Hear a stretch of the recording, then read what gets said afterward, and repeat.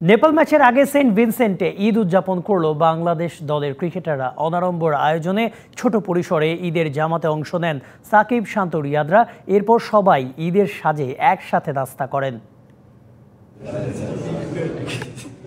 ঘরোয়া পরিবেশে ঈদের জামাত শেষে একে অপরকে আলিঙ্গন করছেন টাইগার ক্রিকেটাররা। পরিবার থেকে লক্ষ হাজার মাইল দূরে, আশেপাশে নেই প্রিয় মানুষগুলো। এই সময় সতীর্থরাই যেন একান্ত আপনজন। নেপাল ম্যাচের আগে বাংলাদেশ দলের এই ঈদ উদযাপনের ছবি ছড়িয়ে পড়েছে সামাজিক মাধ্যমে।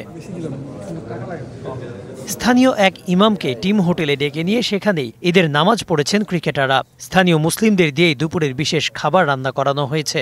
নগদের কাছে সব গ্রাহকই প্রিয়, তাই তো সারা দেশে ক্যাশ আউট চার্জ সবচেয়ে কম।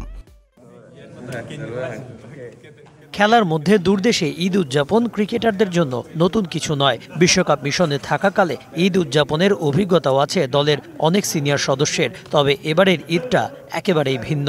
টুর্নামেন্টের সুপার 8-এর প্রস্তুতিতে পুরো দল, যা বাংলাদেশের স্মরণীয় টি-20 বিশ্বকাপ আসর বললেও ভুল হবে না।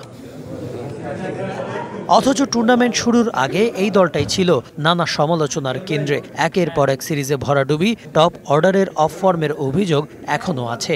তবে একটি দল হয়ে পারফর্ম করার যে আকুতি ছিল টাইগারদের প্রতি, তাও একটু একটু করে পূরণ হচ্ছে। এমন পরিস্থিতিতে দলের সবাই মিলে একটি পরিবারের মতো ঈদ উদযাপনের ছবিটিও দেখাচ্ছে নতুন স্বপ্ন। Kanak Mahmud, DBC news desk.